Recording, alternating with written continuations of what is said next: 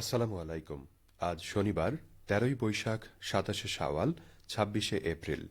বাংলাদেশ বেতার, রাজশাহী। স্থানীয় সংবাদ পড়ছি কল্যাণ ঘোষ। বিএনপির স্থায়ী কমিটির সদস্য ইকবাল হাসান মাহমুদ টুকু বলেছেন, আওয়ামী লীগ হচ্ছে লুটেরা দুর্নীতিবাজদের দল।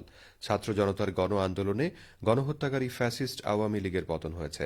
পালিয়ে যাওয়ার সময় স্বৈরশাসক শেখ হাসিনা ৪০ মিনিট সময়ও পাননি। আগামী ৪০ বছরেও তারা আর রাজনীতিতে ফিরে আসতে পারবে না। গতকাল বিকেলে সিরাজগঞ্জের কাজীপুরে উপজেলা বিএনপি আয়োজিত জনসভায় প্রধান অতিথির বক্তব্যে তিনি এসব কথা বলেন।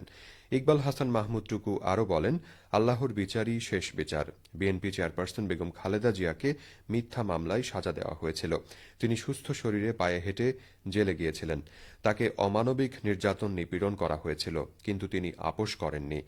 গাজীপুর উপজেলা বিএনপির সাবেক সভাপতি সেলিম রেজার সভাপতিত্বে জনসভায় বিশেষ অতিথির বক্তব্য রাখেন বিএনপির রাজশাহী বিভাগীয় সহ সাংগঠনিক সম্পাদক ও সিরাজগঞ্জ জেলা বিএনপির সম্মেলন প্রস্তুতি কমিটির আহ্বায়ক আমিরুল ইসলাম খান আলিম। এশিয়ার সেরা ৫০০ বিশ্ববিদ্যালয়ের মধ্যে স্থান করে নিয়েছে রাজশাহী বিশ্ববিদ্যালয়। সম্প্রতি যুক্তরাজ্যের শিক্ষা বিষয়ক সাময়িকী টাইমস হায়ার এডুকেশন এশিয়ার বিশ্ববিদ্যালয়গুলোর ২০২৫ সালের যে র্যাঙ্কিং তালিকা প্রকাশ করেছে, তাতে রাবির অবস্থান ৪০১ থেকে ৫০০ এর মধ্যে। এই তালিকায় এবার রাবিসহ বাংলাদেশের ১৭টি বিশ্ববিদ্যালয় স্থান পেয়েছে। গত ২৩শে এপ্রিল টিএইচইর ওয়েবসাইটে এই তালিকা প্রকাশ করা হয়। এই র্যাঙ্কিংয়ে বাংলাদেশের বিশ্ববিদ্যালয়গুলোর মধ্যে রাজশাহী বিশ্ববিদ্যালয়ের সাথে বাংলাদেশ কৃষি বিশ্ববিদ্যালয়, চট্টগ্রাম প্রকৌশল ও প্রযুক্তি বিশ্ববিদ্যালয়, যশোর বিজ্ঞান ও প্রযুক্তি বিশ্ববিদ্যালয়, খুলনা প্রকৌশল ও প্রযুক্তি বিশ্ববিদ্যালয় ও ঢাকা বিশ্ববিদ্যালয় সম্মিলিতভাবে তৃতীয় স্থান অধিকার করেছে। এদিকে র্যাঙ্কিংয়ে রাবির অবস্থান প্রাপ্তিতে উপাচার্য প্রফেসর সালেহ হাসান নকিব সংশ্লিষ্ট সকলকে ধন্যবাদ জানিয়েছেন। আগামীতে র্যাঙ্কিংয়ে রাবির অবস্থান উন্নীত করার জন্য তিনি সকলের সচেতনতা ও সহযোগিতা প্রত্যাশা করেন।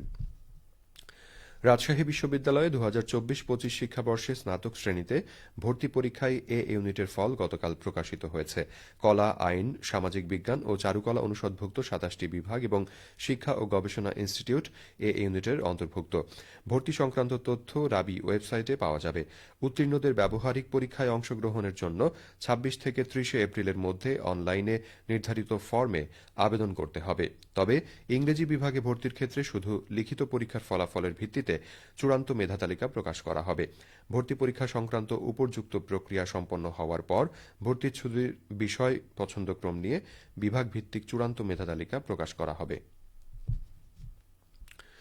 ভারতে মুসলিম নাগরিকদের ওপর অমানবিক নিপীড়ন ও নির্যাতনের প্রতিবাদে রাজশাহীতে বিক্ষোভ সমাবেশ অনুষ্ঠিত হয়েছে। গতকাল বিকেলে সচেতন রাজশাহীবাসীর ব্যানারে নগরীতে এই কর্মসূচি পালিত হয়। সমাবেশে বক্তব্য দেন রাজশাহী মহানগর যুব দলের সদস্য সচিব রফিকুল ইসলাম রবি, রাজশাহী মহানগর হিন্দু বৌদ্ধ খ্রিস্টান কল্যাণ ফ্রন্টের সাংগঠনিক সম্পাদক সুব্রত রায় ও রাজশাহী মহানগর যুব দলের যুগ্ম আহ্বায়ক মাইনুল ইসলাম মিন্টু। এ সময় বক্তারা বলেন, উগ্রবাদী ভারতীয় হিন্দু গোষ্ঠী মুসলমানদের ওপর অন্যায়ভাবে নির্যাতন চালাচ্ছে। সাম্প্রদায়িক দাঙ্গা সৃষ্টি করে তারা দেশ থেকে বিতাড়িত করতে উঠে পড়ে লেগেছে। কিন্তু বিশ্ব মুসলিম উম্মাহ ভারতের এই আধিপত্যবাদী কর্মকাণ্ড কখনো মেনে নেবে না। তারা অবিলম্বে এ বিষয়ে ভারত সরকারকে সতর্ক হওয়ার আহ্বান জানান। এদিকে নারী বিষয়ক সংস্কার কমিশনের কুরআন বিরোধী প্রতিবেদন ও কমিশন বাতিল এবং ফিলিস্তিন ও ভারতে মুসলিম গণহত্যা নিপীড়ন বন্ধের দাবিতে নওগাঁর পত্নীতলায় বিক্ষোভ সমাবেশ ও গণমিছিল অনুষ্ঠিত হয়েছে। গতকাল বাদ আসর হেফাজতে ইসলাম বাংলাদেশ পত্নীতলা থানা শাখা আয়োজিত উপজেলা সদর নজিপুর বাস স্ট্যান্ডে এই কর্মসূচি পালন করা হয়। পত্নীতলা থানার শাখার সভাপতি মাওলানা আনোয়ার হোসেনের সভাপতিত্বে বক্তব্য রাখেন উপজেলা সেক্রেটারি মুফতি মোস্তাফিজ রশিদি। এ সময় বক্তারা বলেন, নারী বিষয়ক সংস্কার কমিশনের প্রতিবেদন কুরআন বিরোধী হওয়ার কারণে তা বাতিল করতে হবে। ফিলিস্তিন ও ভারতে মুসলিম গণহত্যা ও নিপীড়ন বন্ধ করতে হবে। তা না হলে ইসলাম ধর্মপ্রিয় মুসল্লিগণ আন্দোলনে ঝাঁপিয়ে পড়বে। নাটোর জেলা আনসার ও ভিডিপি কমান্ড্যান্ট কার্যালয়ে ১,৫৭,০০,০০০ টাকা ব্যয়ে অস্ত্রাগার নির্মাণ করা হচ্ছে। গণপূর্ত বিভাগ অস্ত্রাগার নির্মাণের কাজের বাস্তবায়ন করছে। সংশ্লিষ্ট প্রকল্পের অধীনে দেশের ৪০টি জেলায় এই অস্ত্রাগার নির্মাণ করা হচ্ছে। ইতোমধ্যে নাটোরের অস্ত্রাগার নির্মাণ কাজের ২৫% সম্পন্ন হয়েছে।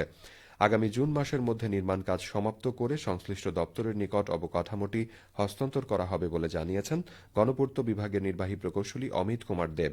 জেলা আনসার ও ভিডিপি কমান্ড্যান্ট বাসুদেব ঘোষ বলেন, নির্মাণ কাজ সম্পন্ন হলে সকল অস্ত্র এই অস্ত্রাগারে সংরক্ষণ করে দ্রুততার সাথে অস্ত্র সংগ্রহ করা সম্ভব হবে। সবশেষে আবহাওয়া। আজ সকাল ৬টায় রাজশাহীতে তাপমাত্রা ছিল ২৭.৮ ডিগ্রি সেলসিয়াস। এ সময় বাতাসে আর্দ্রতার পরিমাণ ছিল ৯০%। রাজশাহী ও পার্শ্ববর্তী এলাকায় আজ সূর্যোদয় হয়েছে ভোর ৫টা ৩৪ মিনিটে এবং সূর্যাস্ত সন্ধে ৬টা ৩২ মিনিটে। সংবাদ শেষ হল। আমাদের পরবর্তী স্থানীয় সংবাদ দুপুর ১২টা ১০ মিনিটে।